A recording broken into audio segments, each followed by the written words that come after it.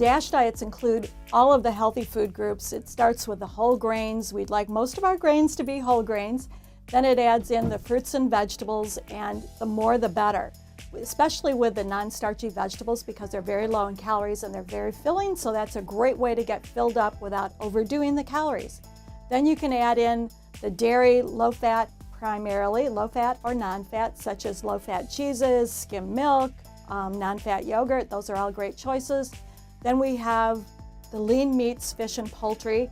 There we want foods that don't have a lot of saturated fats, so we'd look for lean beef, we'd look for chicken without the skin, we want the turkey without the skin, and then also a lot of seafood because seafood is very, very low in fat, and the seafood that does have fat, it's the heart-healthy fat, so those are all great choices to have in your diet.